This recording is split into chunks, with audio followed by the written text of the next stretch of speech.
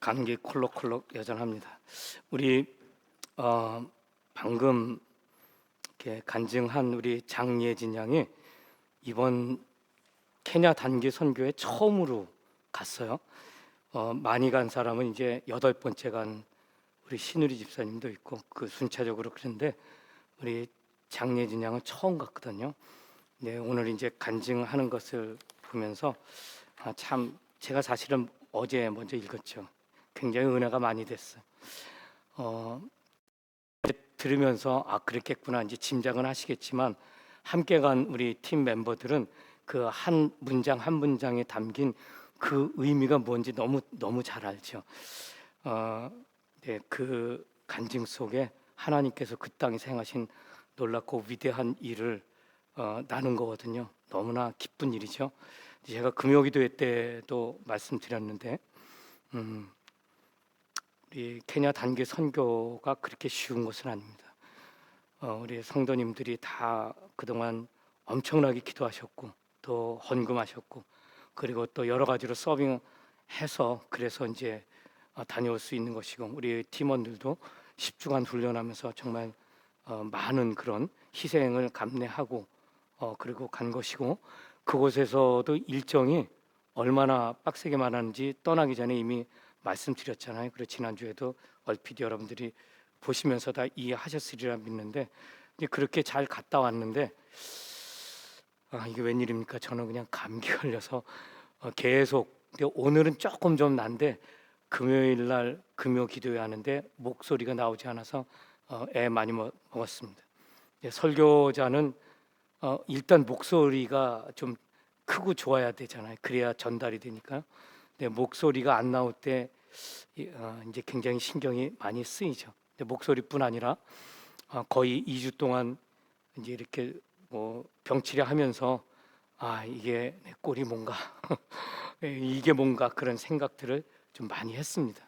그런데 여러분 그 속에서 제가 크게 느낀 한 가지가 있어요. 그건 뭐냐면 아무리 우리가 하나님 앞에서 정말 그 케냐 사역은 좋은 사역이고 귀한 사역입니다. 그 스테이션 그 큰 그 베이스에 있는 선교사님 내외 분이 정말 저희를 칭찬을 많이 하셨어요. 나중에 이제 카톡을 통해서 우리가 받은 메시지 중에 하나는 자기 그 포스트에 있으면서 이렇게 부지런히 열심히 하는 팀을 보지 못했다고. 근데 그런 이야기는 우리 전에도 들었었죠. 우리가 어떻게 보면 굉장히 익숙하게 생각할 수 있는 그런 건데 돌아와서 제가 이제 이렇게 감기 치료하고 목소리도 이렇게 거칠어지고 또 힘도 빠지고 이런 속에서 이게 도대체 뭔가 생각을 하면서 깨달은 게 있습니다. 선교의 주체는 하나님이시고 하나님이 우리를 감동시키셨고 하나님이 우리를 부르셨고 하나님이 보내셨고 그리고 우리가 행하는 중에 하나님이 모든 걸 이루셨고 그리고 그래서 모든 것을 영광 받으시는 것은 하나님 오직 한 분뿐이시다. 이 교훈을 제 마음속에 새겨주시는 그런 귀한 시간이었다고 저는 믿습니다. 이제 오늘 그 설교 제목이 하나님 마음에 딱 맞는 사람인데 이 말씀은 무엇을 말하냐면 이런 것입니다. 우리가 자녀로 살아가면서 부모님 기대에 좀 미치기를 원하잖아요. 학교에서 공부할 때 열심히 잘하면은 성적표를 이야기 드릴 때 자기 성적을 이야기할 때 떳떳하죠. 그리고 칭찬해주면 너무 기분이 좋은 거 있죠. 자녀는 원래 그런 거 아니겠습니까? 그렇게 인정받는 거죠. 사회에서도 직장에서도 상사한테 인정받는 게 그렇게 좋은 것이거늘 집에서 부모님에게 자녀가 인정받는 거 얼마나 귀하겠습니까? 근데 우리가 하나님 앞에 인정받는 거 이게 마음에 딱 맞는다는 표현이거든요. 오늘 여러분들이 신앙생활 하시면서 어떤 분들은 나는 신앙생활할 때 경력이 얼마 안 돼. 성경을 잘 얼마 알지 못해. 내가 신앙생활하면서 별로 기적적인 신비로운 체험 한 것도 없어. 하나님에 대해서 나는 별로 아는 것도 없어. 이런 분들은 은연중에 나는 뭐 별로 하나님에 대해서 기대하는 것도 없고 하나님이 나를 잘 볼 리도 없고 그러니 뭐 이 정도 선에서 하는 어떤 그 컴포터블 존을 형성하고 그 안에 들어오지 못하게 선을 긋는 거, 그리고 그 안에서 스스로 위로하는 거죠. 그래도 나는 구원받는 믿음은 있지. 근데 여러분, 신앙생활은 그런 것 아닙니다. 우리가 잘나봐야 얼마나 잘났겠으며 하나님 앞에 기쁜 일을 해봐야 얼마나 할 수 있겠습니까? 오직 하나님의 은혜로, 그 하나님의 사랑으로 우리가 신앙생활을 하는 건데, 그럼에도 불구하고 여러분, 우리 마음속에 우리가 하나님의 은혜로 구원받았기 때문에 내가 어떻게 하면 하나님 마음에 좀 들 수 있을까? 내가 어떻게 하면 하나님 앞에 인정받을 수 있을까? 그런 마음이 우리 마음 깊은 곳에 있지 않겠어요? 이제 그런 생각으로 여러분들이 오늘 이 말씀을 들으시면 좋겠어요. 우리가 신앙생활하면서 하나님 앞에 인정받는 그 믿음은 어떤 것인가? 오늘 설교 제목이 하나님 마음에 맞는 사람인데, 이 구절은요 사무엘상 13장 14절에 나오는 말을 인용한 것입니다. 사울왕이 블레셋 군대와 이게 전투에 임하고 있는 장면이에요. 사무엘 선지자에게 와서 출정할 때 그 전에 하나님께 제사 드리고 그리고 축복을 받고 출정하기를 원했어요. 그런데 사무엘 선지자가 정한 때 나타나지 않죠. 수적으로 블레셋 군대가 우세하고 사울의 군대는 적었어요. 그런데 사무엘 선지자도 나타나지 않아요. 사람들이 동요하기 시작해요. 막 흐트러져요. 그럴 때 사울이 다급하니까 더 이상 여기서 멈추지 않으면 싸워보기도 전에 우리 군대는 무너진다. 그런 위기감 속에 자신이 스스로 제사장의 역할을 하죠. 그렇게 제사를 드려요. 제사를 마치고 났을 때 그때 사무엘이 나타나죠. 하나님께서 그 사무엘 선지자를 통해서 사울에게 말씀하시는 그 대목이 13장 14절이. 거기에 어떻게 돼 있냐면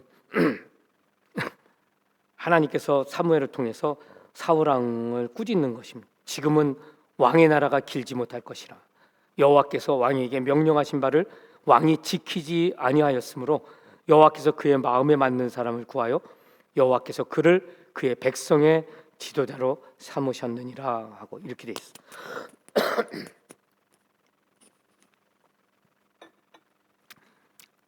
제가 아직 감기가 좀 덜 회복된 것 좀 여러분들이 이해하시고 중간중간에 이렇게 좀 클레어하는 것도 양해 부탁드리겠습니다.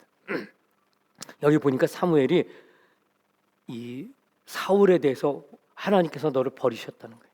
그리고 여호와께서 다른 사람을 구하는데 여호와께서 그의 마음에 맞는 사람을 구하여 여호와께서 그를 그의 백성의 지도자로 삼으셨느니라. 하나님 그렇게 이미 작정하셨다는 거죠.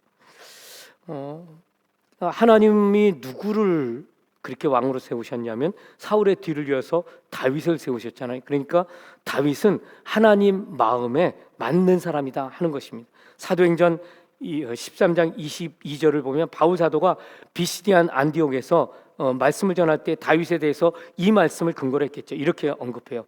22절, 다윗을 왕으로 세우시고 증언하여 이르시되 내가 이새의 아들 다윗을 만나니 내 마음에 맞는 사람이라 내 뜻을 다 이루리라. 이렇게 말씀되어 있어요. 예전 개역 한글 성경에는 내 마음에 합한 자라 이렇게 돼 있죠.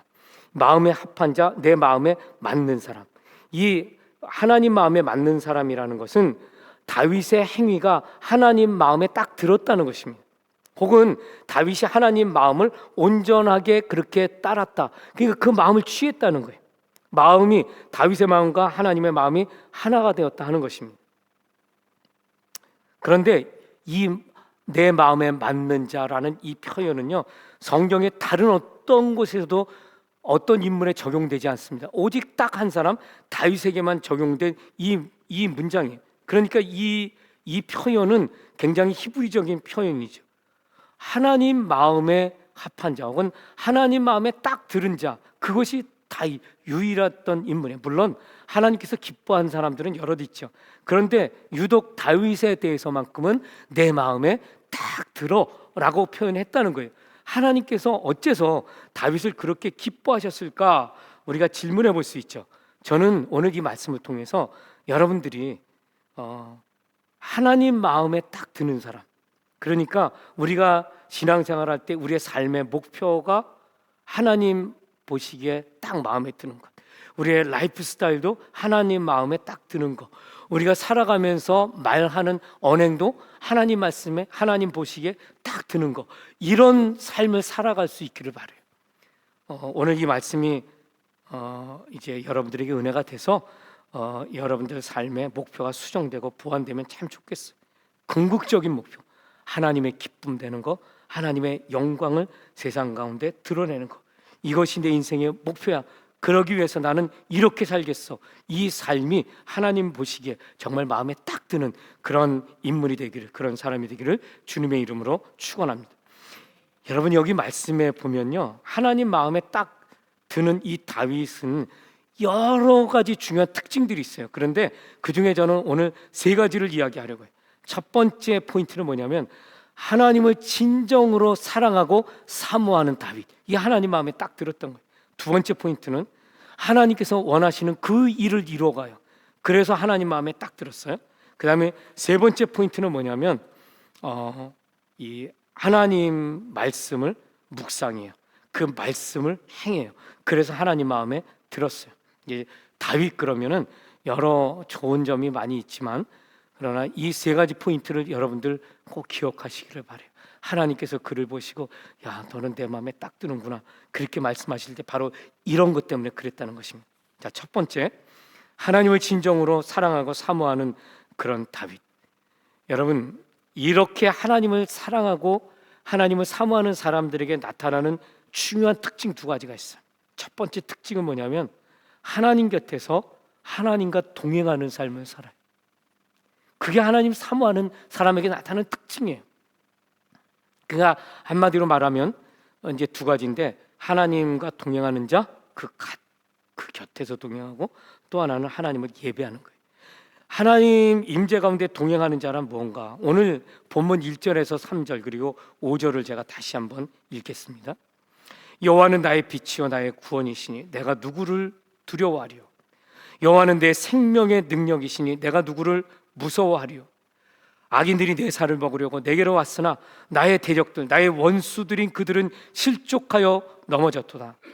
군대가 나를 대적하여 진칠지라도 내 마음이 두렵지 아니하며 전쟁이 일어나 나를 치료할지라도 나는 여전히 태어나리로다. 5절에 여호와께서 환난 날에 나를 그의 초막 속에 비밀히 지키시고 그의 장막 은밀한 곳에 나를 숨기시며 높은 바위 위에 두시리로다. 이렇게 기록하고 있어요. 여러분, 이 시의 저자가 다윗이라 그랬잖아요. 다윗은 일상 속에 맞닥뜨리는 그런 환경이 있죠.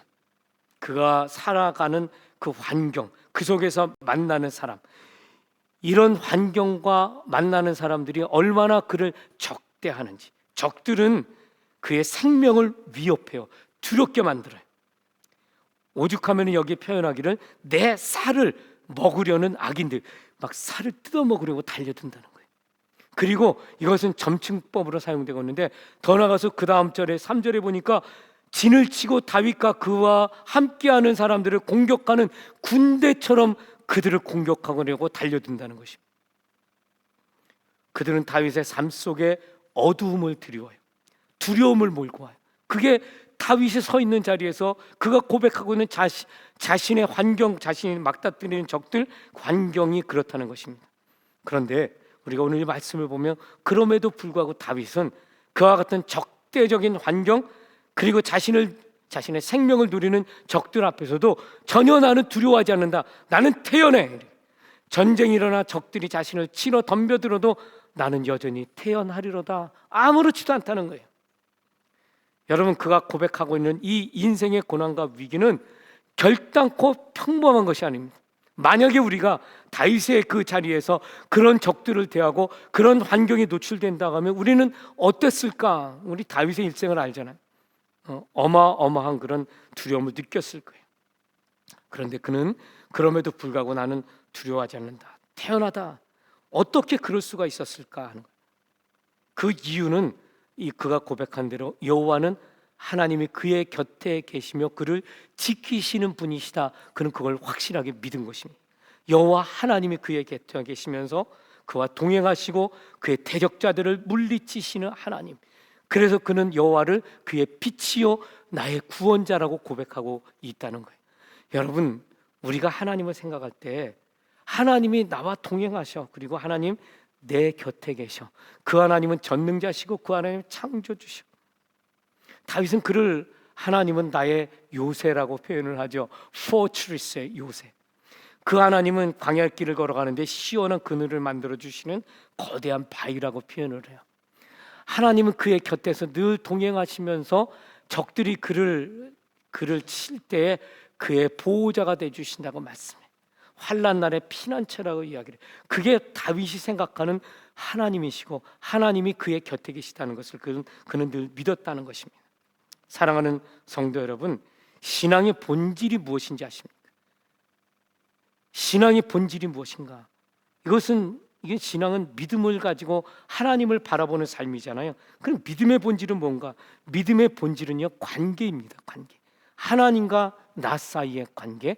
그 하나님은 창조주 하나님이시고 나는 피조물이잖아요. 그런데 그 관계 속에 그 하나님이 나를 사랑하시는 하나님이세요. 그는 자비와 긍휼의 하나님이세요. 그는 언약을 지키시는 전능자 하나님이세요. 그 하나님이 나를 사랑하시고 나를 구원하셨어요. 여러분, 이게 믿음이에요. 그리고 그 믿음을 내가 마음속에 담고 하나님을 바라보며 살아가는 게 신앙생활이라는 것입니다. 그래서 신앙하는 삶을 살아가는 사람은 하나님의 임재 가운데 그분과 교제해요. 동행해요. 그래서 그 삶을 살아갈 때 어떠한 상황이 내게 다가온다 할지라도 본능적으로 두려워할 수 있겠죠. 본능적으로 그것을 피하려고 하겠죠. 그러나 여러분, 믿음이 그 안에서 작동하는 그 순간에 여전히 그는 태어날 수 있고 여전히 적과 맞서 싸울 수 있다는 것입니다. 두려움을 이길 수 있다는 거예요. 그게 믿음 생활입니다. 하나님께서 그의 아들을 이 땅에 보내셨잖아요. 정말 비참한 죽음을 죽으셨죠. 그 십자가의 죽음을 체험한 사람들, 그 십자가의 죽음을 경험한 사람들은 우리 주님께서 십자가에서 죽으신 그 생각을 할 때 여러분, 그냥 당연하게 생각할 수 없죠. 그래서 예수 그리스도가 나를 위해 이렇게 죽으셨구나, 그 생각을 하니까 하나님의 사랑이 믿어지는 거예요. 그 하나님의 능력을 우리가 의뢰할 수 있는 것입니다. 그래서 어떠한 상황이 전개된다 할지라도 두려워하지 않고 꿋꿋하게 나갈 수 있는 것이죠. 여러분, 신앙생활 하는 사람들은 이 땅에서 부자되고 건강해지려고 신앙생활하는 거 아닙니다. 신앙생활하는 거 죽어서 천당 가려고 하는 게 아니라는 이야기.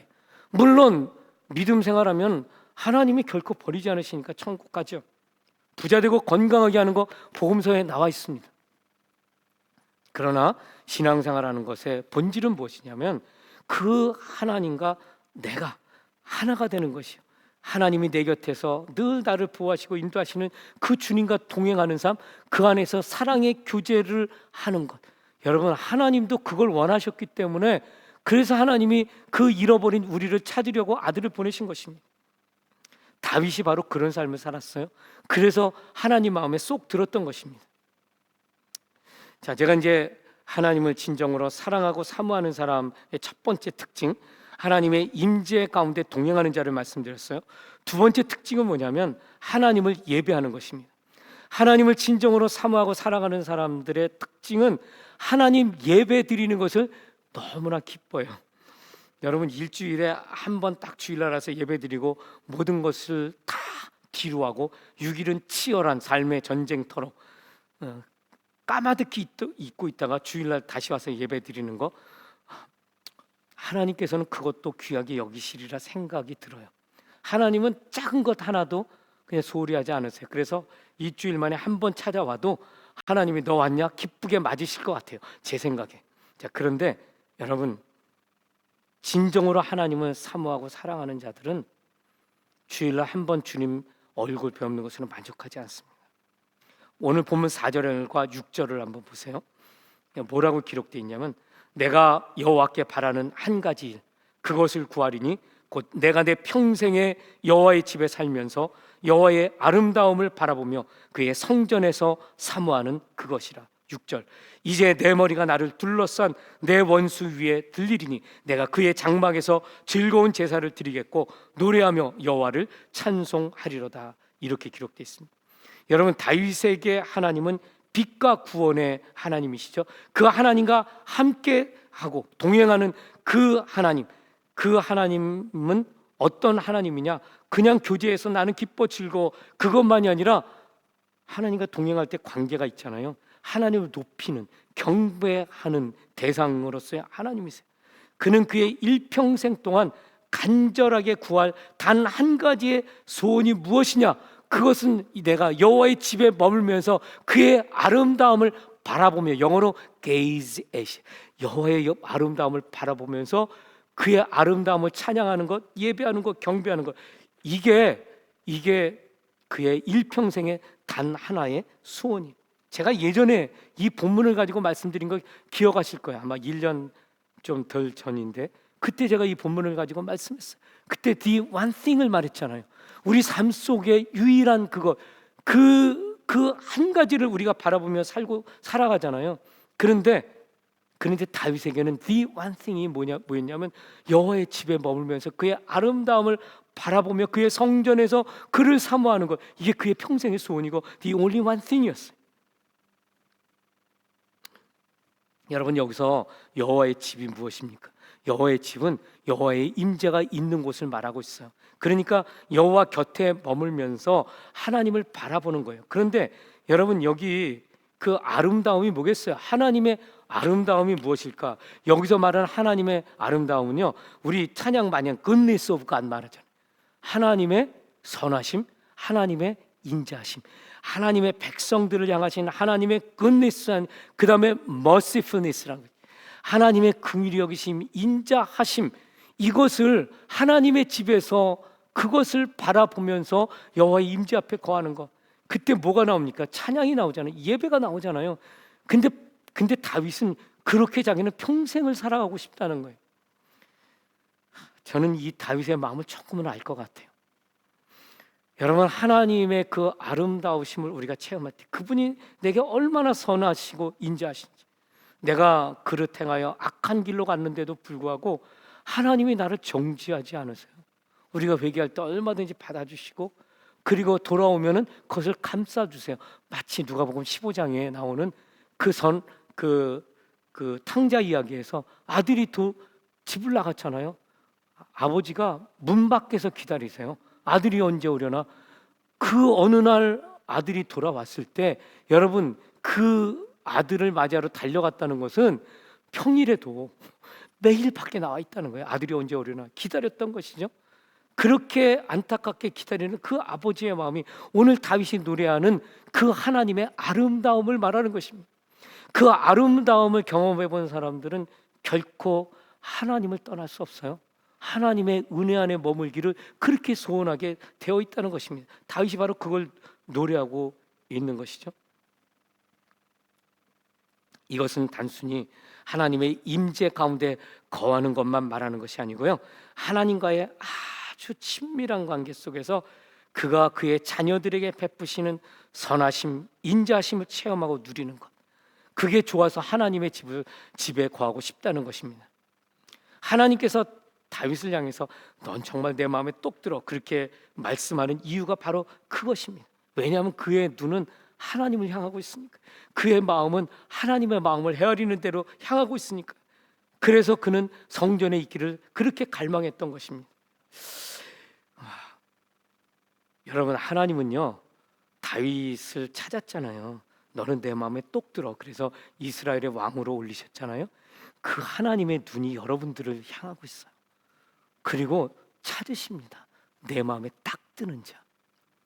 하나님은 우리 모두를 다 사랑하세요.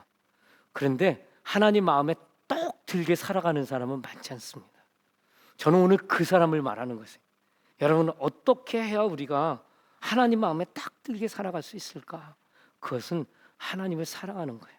하나님의 임재를 구하는 거예요. 하나님 곁에 머무는 것입니다. 그 안에서 하나님을 찬양하며 살아가는 그 삶. 그래서 여러분, 주일날 예배 드릴 때 이 예배 가운데 하나님의 임재가 있고 성령의 감동이 있는 것은 너무나 중요해요. 여러분, 이 사인이 하나님의 선하심과 긍휼과 인자를 맛보는 하나님의 임재를 체험하는 것입니다. 이 예배를 통해서 하나님이 여기 계시는구나, 나를 사랑하시는구나, 내가 하나님 안에 있구나를 확인하는 자리입니다. 하나님은 자신을 뜨겁게 사랑하고 간절히 사모하는 영혼을 기뻐하시죠. 여러분이 하나님께 기도할 때 무엇을 달라고 요청하기 전에 먼저 하나님은 어떤 분이신가? 하나님은 내게 어떤 의미가 있는 분이신가? 나는 하나님을 어떻게 생각하고 있는가? 한번 생각을 해보시기 바래요. 하나님이 사랑하는 건 나를 사랑하는 건 맞지만 내가 하나님을 얼마나 사랑하는지는 여전히 퀘스천 마크죠. 내가 하나님을 사랑할 때 정말 마음을 다해, 정성을 다해, 뜻을 다해 주 너의 하나님을 사랑하라 첫 번째 계명을 나는 지키며 사랑하고 있는가 하는 것이죠. 하나님은 자신을 찾는 자를 기뻐하시고요, 사모하는 마음으로 하나님 곁에 머물기를 원하는 자들을 찾으시는 하나님이세요. 오늘 예배 가운데 하나님과의 거리를 좀 한번 여러분 생각해 보세요. 정말 하나님이 내가 사랑하는 하나님, 사모하는 하나님, 그 곁에 머물고 싶으신 그런 분인가? 아니면은 주일날 한 번 찾아서 그래서 하나님 저 아직 안 떠났습니다, 눈도장 찍는 그런 대상으로의 하나님인지 좀 한번 살펴보시면 좋겠어요. 자, 두 번째로 하나님께서 그 마음에 합당하다, 하나님 마음에 딱 든다 하는 사람의 두 번째, 이건 다윗의 삶 속에 나타나는 건데요, 하나님께서 원하시는 것을 이루기 위해 애쓰는 사람이. 여러분, 하나님은 우리가 뭘 잘해서 우리를 사랑하시는 게 아니에요. 하나님은 하나님 앞에 나오는 자들을 다 사랑하세요. 그런데 오늘 제가 말씀드리는 거는 하나님 마음에 딱 드는 사람을 말하는 것이거든요. 하나님이 어떤 사람을 기뻐하시냐면 하나님께서 원하시는 것을 이루기 위해서 힘쓰며 애쓰는 거 있잖아요. 그러니까 우리가 하나님 사랑 받기에 합당한 것은 조건이나 자격을 따지지 않아요. 믿음으로 하나님께 나가는 것입니다. 그러나 우리가 하나님, 너 정말 내 마음에 딱 들어 칭찬받는 거, 이것은 여러분 우리의 삶 속에 하나님 앞에 힘쓰고 애씀이 필요하다는 거예요. 오늘 이 사무엘상 오늘 이 설교 제목, 하나님 마음에 딱 맞는 자, 이 표현이 어디에 등장하는가 하면 아까 말씀드린 사무엘상 13장 14절에 들었다 그랬잖아요. 그때 이 맥락이 무엇입니까? 그거는 하나님 명령에 사울이 불순종했어요. 그러니까 하나님 마음에 들지 않았던 거예요. 그러면 하나님 마음에 들었던 다윗은 어떻습니까? 하나님 마음에 들었던 다윗은 명령하신 것을 순종했다는 것이죠. 어떠한 경우에도 다윗은 하나님 뜻을 행하는 데 힘썼던 그런 인물이었기 때문에 하나님이 그를 기뻐하셨다는 것입니다. 여러분, 그런 맥락에서 볼 때 하나님 마음에 맞는 사람은 하나님 명령을 철저하게 순종하는 사람을 의미해요. 하나님 명령에 순종한다는 것은 하나님의 뜻을 이루어가는 것을 말해요. 사도행전 13장 36절에 보면 바울 사도가 다윗의 삶에 대해서 이런 표현을 써요. 하나님의 뜻을 따라 살다가 섬기다가 죽었다. 다윗이 어떤 인물인가? 바울은요, 다윗에 대해서 그는 하나님의 뜻을 따라 섬기다가 죽은 인물이다, 이렇게 표현을 한다는 거예요. 이게 다윗이에요. 그러니까 성경의 인물들, 하나님을 믿는 자들의 입술을 통해서 고백되는 다윗의 삶의 특징은 무엇이냐? 하나님의 뜻을 따라 살다가 섬기다가 죽은 인물, 이렇게 표현된다는 거예요. 어째서 그렇게 사람들이 인정할까요? 여러분, 다윗은 왕이잖아요. 이스라엘의 가장 위대한 왕, 그러면 다윗이에요. 그러니까 믿음 좋은 왕들을 이야기할 때 다윗의 행위를 따라 살아갔던 누구, 이렇게 표현을 해요. 이 다윗은 왜 그렇게 칭송을 받는가? 여러분, 그 근거가 있는데요. 사무엘하 7장 16절, 이 사무엘하 7장은 하나님과 다윗이 맺은 언약의 장이거든요. 이 7장 16절 보면 이렇게 돼 있어요. 내 집, 너희 집, 내 집과 내 나라가 내 앞에서 영원히 보존되고 너의 왕위가 영원히 견고하리라, 이렇게 하나님이 약속을 하세요. 근데 다윗이 그걸 믿었어요. 여러분, 다윗은요, 하나님의 뜻을 잘 이해했어요. 이게 하나님, 다윗의 왕국이 하나님 나라 메시아 왕국의 표상이거든요. 그래서 이스라엘 사람들이 그 자신의 나라를 생각할 때 다윗과 솔로몬의 때를 생각합니다. 왜냐하면 그때 하나님의 영광, 하나님의 뜻이 온전히 이루어진 메시아 왕국의 표상으로 생각을 하거든요. 이 다윗은 어떤 그런 마음 속에서 이스라엘을 다스렸는가? 내 집과 내 나라가 내 앞에서 영원히 보존되고 내 왕위가 영원히 경고하리라. 이게 뭘 말하겠어요? 내 나라를 너의 후손을 통해, 내 왕위를 통해서 그것을 보존하고 이루어 나가겠다는 하나님의 약속이에요. 그래서 여러분, 하나님께서 그 약속을 다윗에게 주시고 하나님은 그 뜻을 이루십니다. 그게 뭐냐면 예수님 탄생할 때, 예수님 계보 말할 때 뭐라 그래요? 아브라함과 다윗의 자손 예수 그리스도의 세계라. 하나님께서 약속한 걸 이루신 그 표현입니다. 하나님께서 다윗에게 나는 너와 내 후손, 내 왕위를 영원히 견고하게 보존할 것이야. 메시아가 너에게서 나가겠고 메시아 왕국을 통해서 나는 나의 나라를 완성한 모습을 보여주겠다 하는 것입니다. 이게 다윗에게 주신 하나님 약속의 말씀.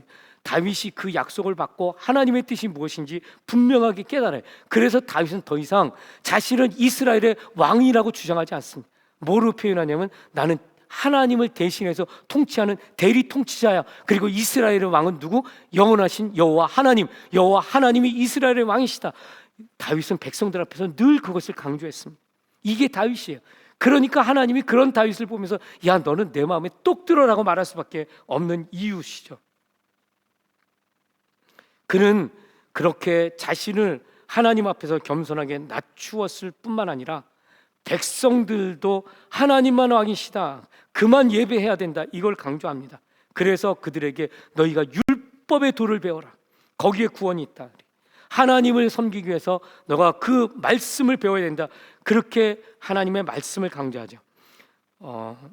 13장 사도행전 13장 22절을 보면 이런 말씀이 있어요. 다윗을 왕으로 세우시고 증언하여 이르시되 내가 이새 아들 다윗을 만나니 내 마음에 맞는 사람이라. 아까 말씀드렸죠. 근데 그 다음에 뭐로 기록되어 있냐면 내 뜻을 다 이루리라.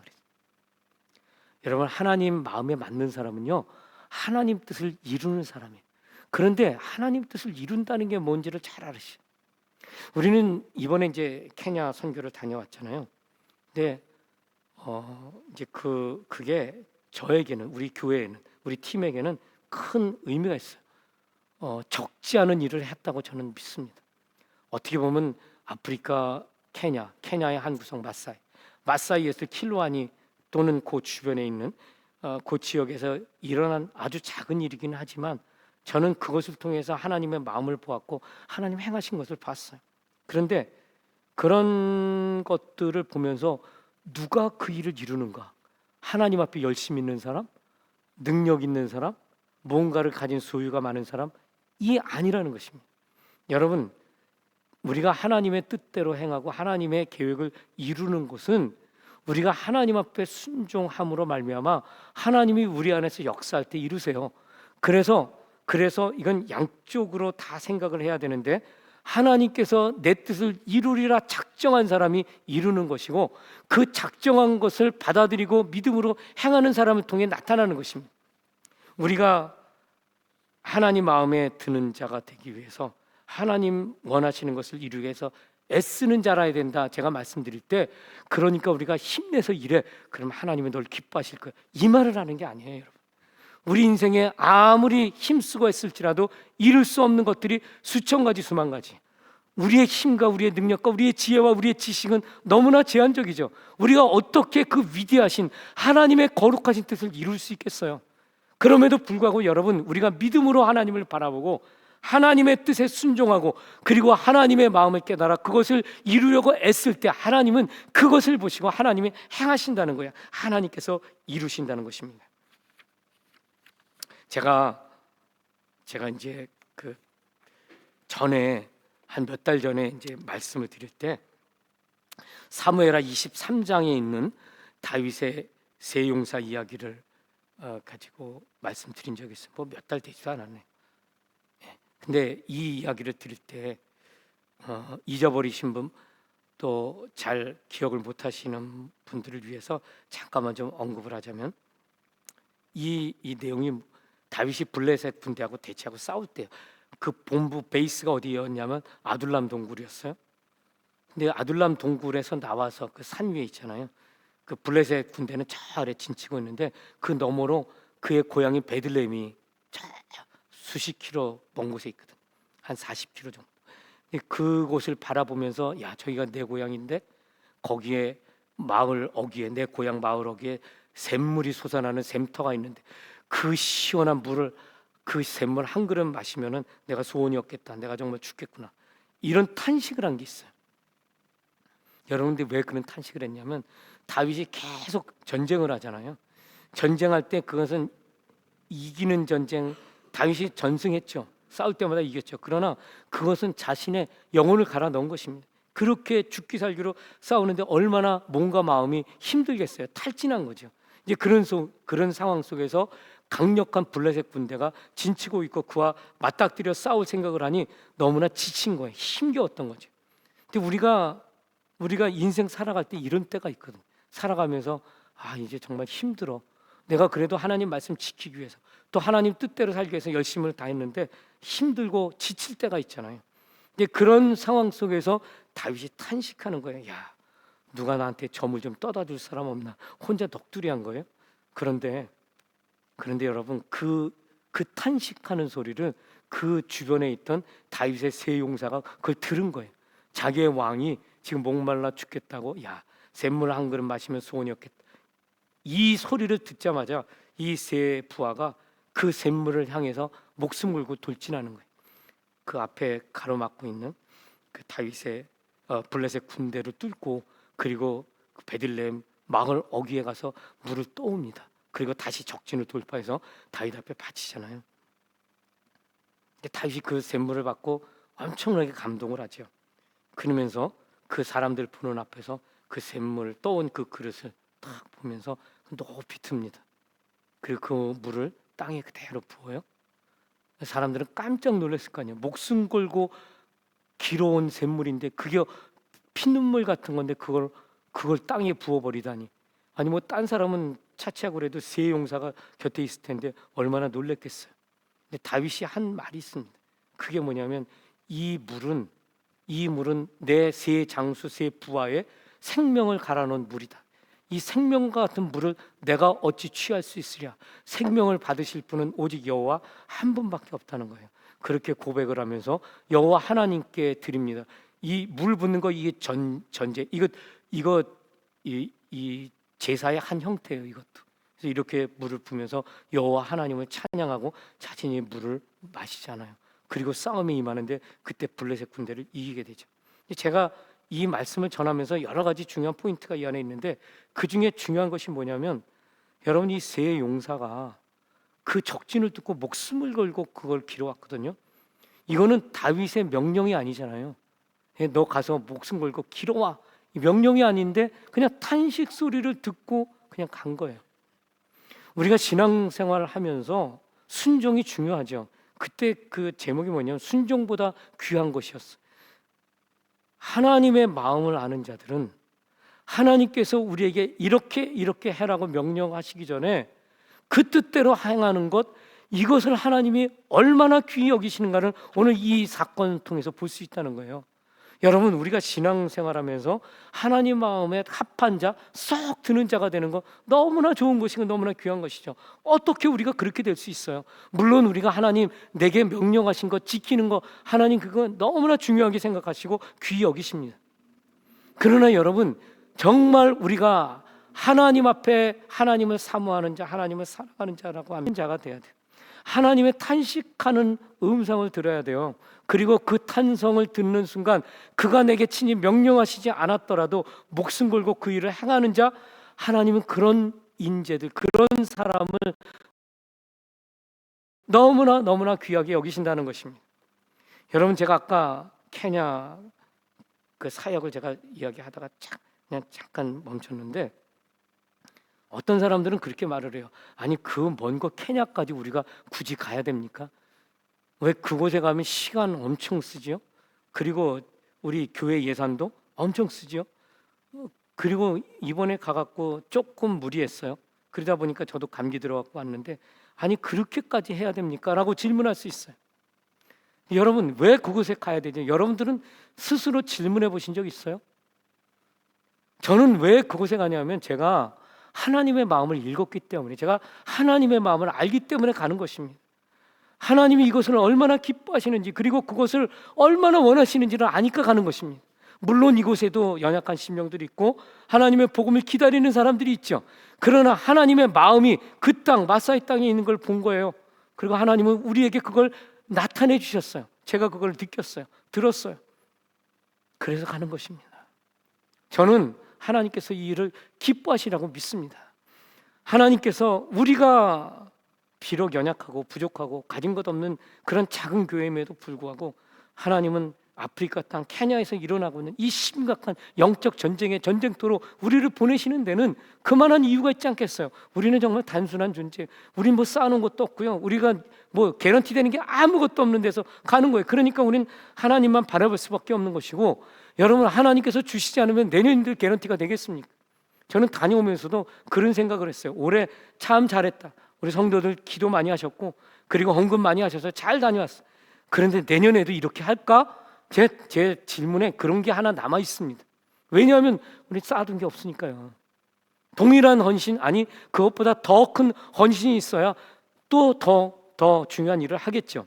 그런데 여러분, 저는 그것 때문에 하나님이 우리를 시킨다고 믿습니다. 이건 프로그램이 아니고요, 이건 어떤 하나의 액티비티가 아니에요. 하나님께서 우리에게 바라시는 그 하나님의 소원, 하나님 마음 깊은 곳에 있는 것을 풀어드리고자 하는 우리의 몸부림이죠. 우리의 절규죠. 그것 외에 다른 아무것도 아닙니다. 사랑하는 성도 여러분, 여러분들 심령 깊은 곳에 정말 하나님 마음에 들고 싶어하는 그런 갈망이 있습니까? 하나님을 사랑합니까? 그렇다면 여러분, 하나님의 마음을 헤아려 보십시오. 하나님의 마음을 누가 헤아려 알겠어요? 하나님이 소리치면은 깨달아 알겠죠. 여러분 성경 보면 이게 하나님의 마음 나타나 있어요. 그러나 여러분, 우리가 평소에 하나님 곁에 머물 때, 하나님과 동행할 때, 그리고 하나님과 교제할 때, 우리가 그때 비로소 하나님의 마음을 알 수 있어요. 그 하나님의 아파하는 마음, 그 하나님의 안타까워하는 마음, 차마 우리에게 명령하지 못하고 입속에 담아있는 그 하나님의 마음이라도 우리가 헤아려 알 수 있는 것은 우리가 하나님 곁에 머물러 있을 때 가능한 거예요. 그래서 다윗은 내 평생에 하나님의 집에 거하면서 그의 아름다움을 보며 그를 사모하는 것, 그것이 내 평생의 소원이라 그렇게 고백했던 것이고, 하나님 그 다윗이 너무나 예뻤던 거예요. 여러분, 우리에게 이런 소망이 있지 않습니까? 우리가 하나님의 그 갈망하는 것, 원하는 것을 알아서 우리가 스스로 하나님, 저희가 가겠습니다, 우리 하나님 앞에 결정하고 결단하고 나아갈 때, 그때 하나님 우리를 얼마나 예뻐하실까, 인정하실까. 너무 앞서가는 건지 모르겠어요. 그러나 제 마음속에 그런 갈망이 있습니다. 마지막인데요,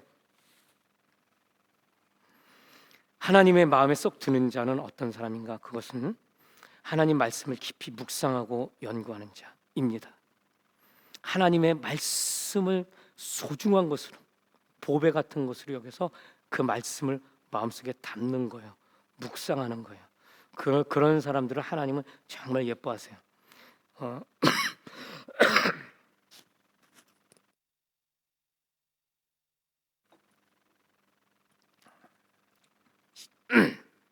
다윗은요, 하나님의 율법을 날마다 묵상하고 마음에 새겼던 사람이에요. 시편 19편 7절에서 11절 그리고 14절 보면 이렇게 기록되어 있어요. 여호와의 율법은 완전하여 영혼을 소성시키며 여호와의 증거는 확실하여 우둔한 자를 지혜롭게 하며 여호와의 교훈은 정직하여 마음을 기쁘게 하고 여호와의 계명은 순결하여 눈을 밝게 하시도다. 여호와를 경외하는 도는 정결하여 영혼까지 이르고 여호와의 법도는 진실하여 다 의로우니 금곧 많은 순금보다 더 사모할 것이며 꿀과 송이꿀보다 더 달토다. 또 주의 종이 이것으로 경고를 받고 이것을 지킴으로 상이 크니이다. 14절 나의 반석이시여 나의 구속자이신 여호와여 내 입의 말과 마음의 묵상이 주님 앞에 연락되기를 원하나이다. 여러분, 이게 다윗이 하나님 앞에 읊은 그 노래인데요, 만약에 여러분들이 똑같은 기도를 한다면, 여호와여 내 입의 말과 마음의 묵상이 주님 앞에 연락되기를 원하나이다, 이렇게 기도한다면 여러분, 떳떳할 수 있습니까? 자신 있습니까?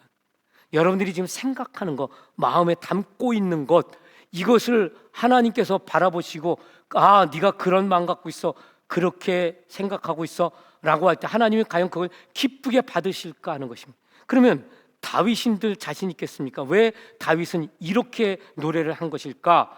그 이유는 마음속에 다윗이요, 토라, 여호와의 율법을 소중하게 여기고 마음에 담았다는 거예요. 그리고 그것을 주야로 묵상했다는 것입니다. 그래서 하나님 보시기에 내가 여호와의 율법을 마음에 담고 그것을 묵상하니 하나님 이것을 봐주시고 기쁘게 받아주십시오, 그렇게 기도했던 것입니다. 여러분, 이것이 얼마나 우리 삶 속에 중요한지, 제가 미션 스테이트먼트 에즈라의 것을 차용해서 제가 삼았다는 말씀 드렸죠. 근데 그 에즈라의 미션이 뭐예요? 내가 날마다 여호와의 그 율법을 연구하고 그리고 그것을 백성 중에 가르치고 그것을 내가 백성 중에 프랙티스 하겠다, 그거잖아요. 그래서 저도 이 말씀을 날마다 연구하고 그리고 그것을 하나님의 백성들이 가르치고 그리고 그것대로 내가 살아가야 되겠다, 이게 제 미션이라 그랬잖아요. 여러분, 하나님의 말씀을 마음속에 담고 그 말씀을 주야로 묵상할 뿐 아니라 연구하는 것은 우리 인생에 있어서 가장 가치 있는 일 가운데 하나라는 것입니다. 에스라가 어떤 인물인 줄 아세요? 이스라엘의 역사 1000년씩 끊어서 하나님은 놀랍고 위대한 일을 하시거든요. 아브라함, 그 다음에 아브라함이 주전 4000년 정도 됐죠. 주전 3000년 정도 된 사람이 다윗이에요. 다윗. 하나님이 다윗을 세우셨어요. 그리고 그 또 1세기 그때 누구예요? 예수님 보내셨잖아요. 하나님께서 1000년마다, 근데 그 사이 500년마다 또 다른 인물들을 세우시더라고요. 제가 보니까 그 모세가 1500년이거든요. 그러니까 딱 다윗과 아브라함 사이에 있는 인물이죠. 그리고 그 사이에 또 있는 인물이 누구냐면 그게 바로 에스라예요. 500년. 에스라의 이 율법 학사, 에스라의 이 하나님 말씀에 대한 열정, 연구하는 그 자세를 보고 하나님께서 이스라엘이 우상 숭배에 빠지고 하나님의 말씀에서 떠나간 것을 완전히 반전시키는 인물로 에스라가 사용돼요. 위대한 인물입니다. 여러분, 우리가 하나님 앞에 어떻게 마음에 들겠어요? 그것은 우리가 하나님 앞에서 하나님의 말씀을 사모하는 게 있어요. 하나님의 말씀 주야로 묵상할 뿐 아니라 연구하는 게 너무나 중요해요. 그럴 때 우리가 이것이 하나님의 진리구나. 여러분, 시편 119편 103절에서 105절 보면 이런 말씀이 있어요.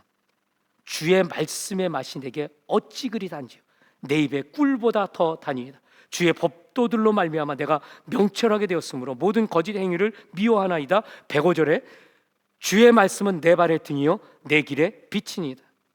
이거 유명한 그 복음성가 그 있죠. Thy word is a lamp to my feet. 이 구절이요, 이 무엇을 말하냐면 다윗이 살아가면서 하나님의 율법이 자신을 인도한다는 거예요. 그리고 어두움에 있을 때 등불을 밝혀서 무엇이 악인지 무엇이 선인지 구별할 수 있게 해준다는 거예요. 그래서 다윗은 그 율법을 그렇게 소중하게 마음에 담았고 주야로 묵상했던 것입니다. 우리가 어떻게 하나님 뜻을 알 수 있을까? 그리고 그분을 기쁘시게 드리는 것을 살까? 그건 하나님 말씀입니다. 근데 여기 중요한 비결이 있습니다. 여러분, 우리 하나님의 말씀을 우리가 읽잖아요, 묵상하잖아요. 그게 단순히 하나님 어떤 분인지 알게 되는 것으로 그치지 않습니다. 이 말씀은 신비로운 능력이 있어요.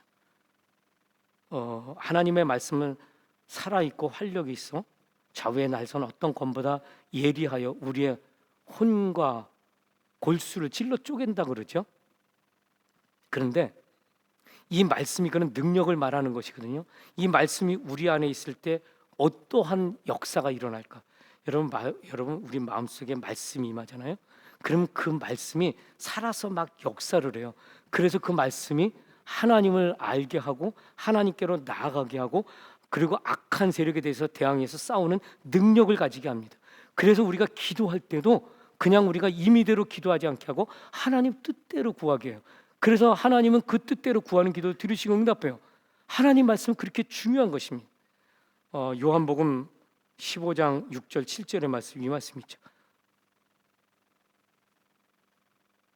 제가 이거 여기 이제 조금 미스코트를 했는데 이 말씀이에요. 뭐냐면 너희가 내 안에 거하고 내 말이 너희 안에 거하면 내게 구하라. 그리하면 이루리라. 여러분 아시죠?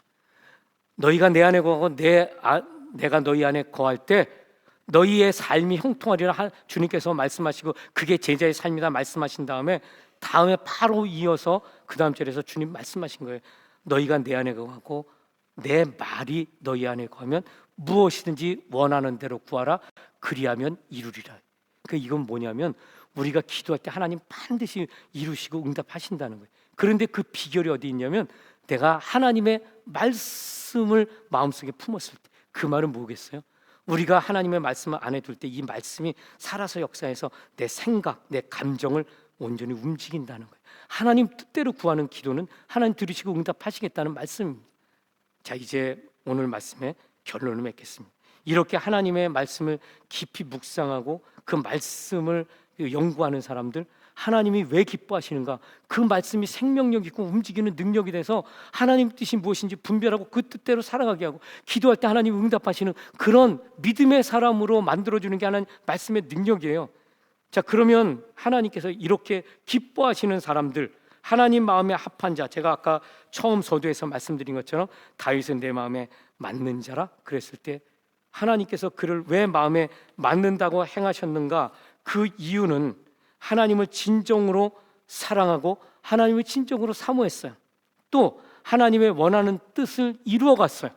그리고 마지막으로 하나님의 그 말씀을 사모하기 때문에 마음에 새겼어요. 그래서 하나님은 그를 기뻐했어요.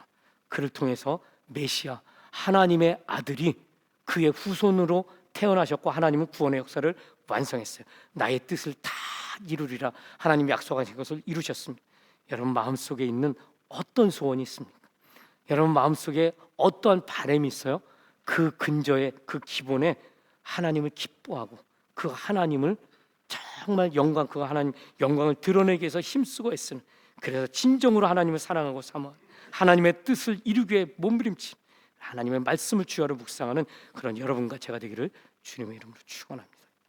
우리 잠시 기도하는 시간을 갖도록 할까요? 여러분